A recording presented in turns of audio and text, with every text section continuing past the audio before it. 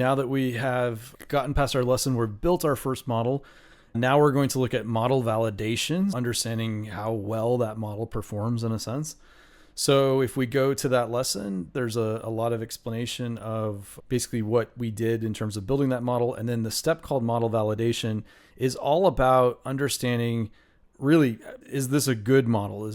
Should we rely on this model for insight? If we're going to go out and speculate on houses and invest in properties, how confident are we that this is a good model that's going to help us make those decisions? We have to create what's called a validation process or experiment, where we calculate an error metric called the mean absolute error. And what we're going to do is take the model and apply it to a data set where we have done a prediction already to compare actual versus predicted. So your error is basically how well your model is at predicting whatever your objective is.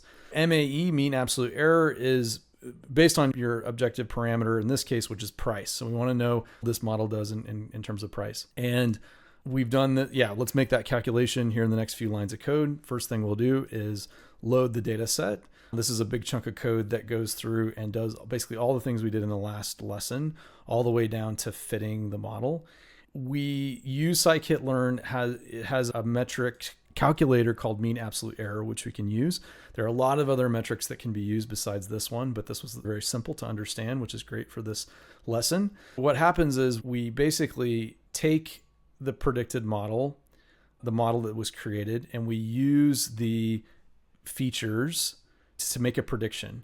And then we compare basically the ground truth, which we use to train the models, with the data that we just predicted.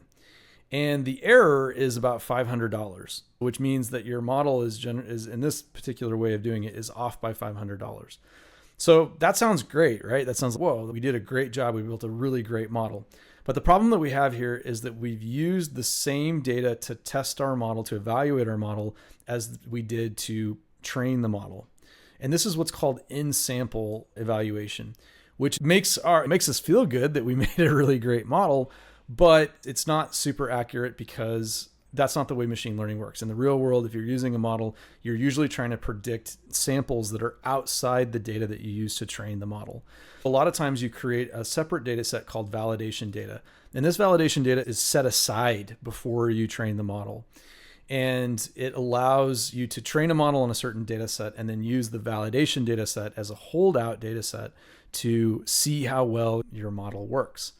In scikit-learn, there's a special function called train test split, which helps us with that. And so we can redo this whole process, this time using train test split, to take the training data set, or to take basically the X data set, which is our training features before, Y, which is our parameters, our objective, and we divide it into train and validation. We have 4 different data sets instead of 2 data sets.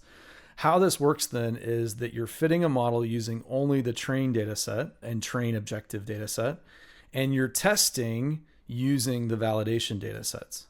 So let's go ahead and run this. And the error that we end up with there is $260,000. That's quite a bit more error quite a bit larger of an error than what we had with the in-sample data. This is really eye-opening. So before we thought we had an amazing model, but it turns out that we needed to do a better job of splitting the data set into a training data set and a validation data set. There are ways to improve this model, finding better features, finding more data, using different model types, tuning models, and things like that. And that's something that we will look at in a couple of the upcoming lessons. To look at improving this understanding of model validation, make sure you check out the exercise for this lesson.